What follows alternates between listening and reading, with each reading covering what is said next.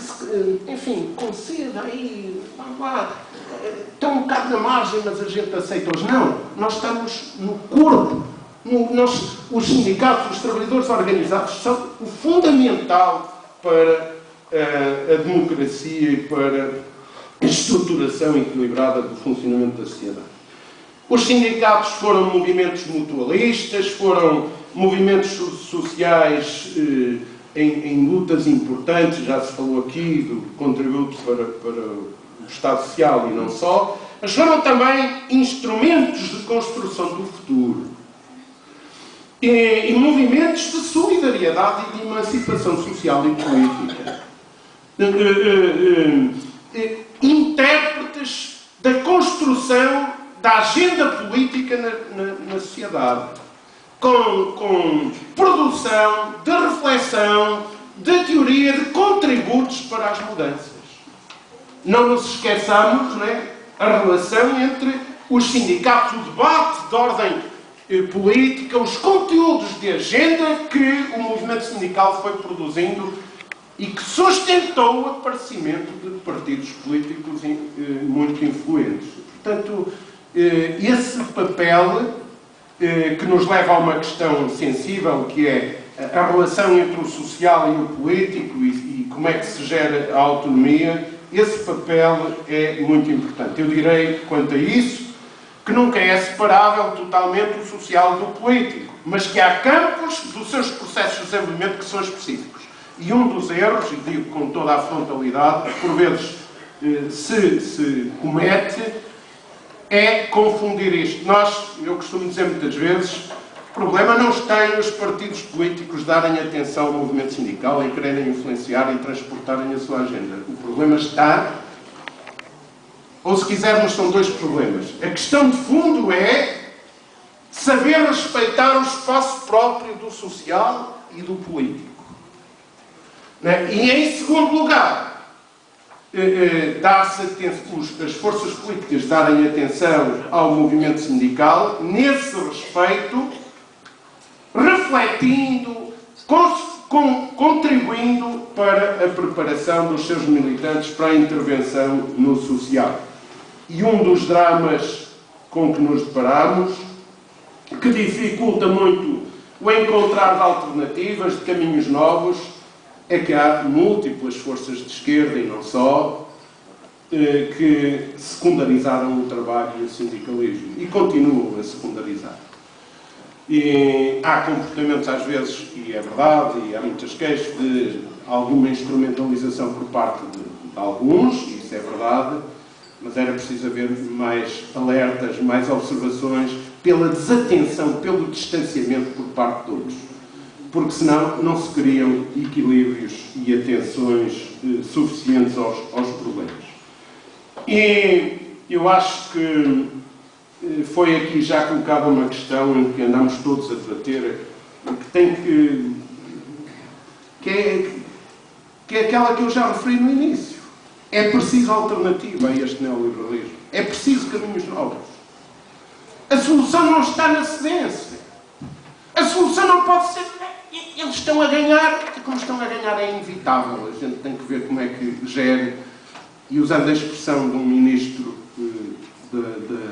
do último governo, que eu acho que é caracterizadora, que é a expressão da submissão, a gente tem que reagir, porque senão nos entra pela porta, entra-nos pela janela. Não pode ser. Não pode ser. Nós não podemos submeter-nos. Nós não podemos ignorar o que está a acontecer. Temos que intervir neste terreno e neste tempo, mas não podemos dizer que é inevitável e, portanto, vamos cá ver se não desenrascamos. Não. Os sindicatos, e eu vejo os sindicatos como forças progressistas, as forças progressistas no seu conjunto estão desafiados mesmo a encontrar alternativas, a encontrar caminhos novos. E é preciso, no plano político, percebermos que até a referência foi aqui referido, a queda do muro de Berlim, eu acho que conduziu a um erro monumental, que é o erro do abandono da busca de alternativa. Ou melhor, aprofundou esse sentimento. E, portanto, há que rever tudo isto. Eu já me alonguei muito nesta parte e queria focalizar mais algumas questões muito concretas para o tempo imediato. E já vou. Todos nós conhecemos o processo de globalização em que estamos, a subversão do papel da economia, as desigualdades, o consumismo e os seus efeitos, o individualismo, as inseguranças. Importa olharmos para esta sociedade em que estamos e vermos algumas coisas que precisamos de agitar. Eu, outro dia, numa entrevista, dizia, porque estava a fazer uma entrevista para a Rádio Renascença, deixava um tópico. Podemos encontrar 3 ou 4 sensíveis na sociedade portuguesa, mas este para mim tem algum significado. Nós somos um país profundamente católico. E é impressionante como é que um país de formação católica é tão vulnerável às desigualdades e tão vulnerável à pobreza. Isto deve-nos fazer pensar.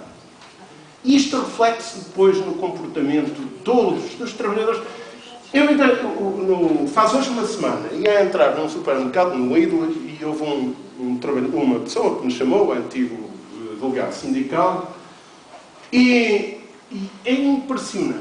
Ele foi delegado sindical da CGTP, numa grande empresa, na Lisnave. É impressionante as vulnerabilidades às receitas populistas, uma caridadezinha podre que não tem sentido, que não constrói efetiva solidariedade, que não projeta a sociedade. A malta está vulnerável. Nós temos que nos questionar sobre isto. Temos hoje um outro problema, que não é tanto para mim, embora seja significativo, que os sindicatos e os trabalhadores têm dificuldade de perceber os impactos todos das mudanças tecnológicas e comunicacionais que o Elísio aqui referia, como têm dificuldades de perceber outras coisas, que é as mudanças estruturais, organizacionais da economia, porque elas são inseridas de manipulações impressionantes e não é fácil perceber isso, não é? Mas há outros problemas, é que nós hoje somos pouco sensíveis às questões que estão aí no pós-crise, que é o problema energético, o problema ambiental, etc. Isso que marca o trabalho, vai marcar a organização do trabalho até à medula. Não é? E a malta ainda anda a léguas disto, mas por razões objetivas, por aquilo que acabei de referir. Depois, a questão do poder das multinacionais e a resposta. É um tema muito importante também na nossa sociedade. Esta ideia, duas ideias que surgem muito. Não é? Uma é que, pronto, eles dominam, subjugam os próprios poderes políticos, os Estados, etc. Há muito a fazer. Mas há muito a fazer. Do ponto de vista da intervenção da sociedade, e também uma outra coisa, a segunda coisa que eu queria pôr em relevo em relação às multinacionais, que nós não podemos aceitar, que é digamos, que eles giram os processos sociais, os processos laborais, fechados dentro das suas paredes, sem permitirem que se induzam para o debate da gestão dos processos que surgem, seja relativos a uma ampliação ou a uma ampliação de uma empresa, ou à redução de postos de trabalho, ou a um despedimento, ou o que quer que seja, como se aquela realidade esteja acima de tudo, esteja acima dos contextos sociais locais, dos contextos económicos, das relações com a sociedade, dos aspectos culturais e políticos. Isto não pode ser. A mim dá-me dó, certamente a muitos de vocês também, que os trabalhadores, dá-me dó uma situação por referir, porque os trabalhadores procuram sempre organizar-se, mas quando a gente vê a forma como é conduzido este processo da quimunda, os trabalhadores são conduzidos como carneirinhos ao matador.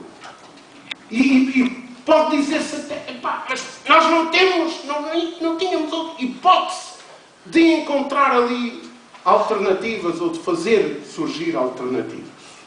Isso até pode ser um facto. Agora, o que nós não podemos é ter comportamentos, os trabalhadores acabarem por ter comportamentos, ainda por cima da representação coletiva, de aquilo é tudo natural e é tudo inevitável. Não é isto. A um sindicalista experimentado isto custa como vai assistir a estes processos.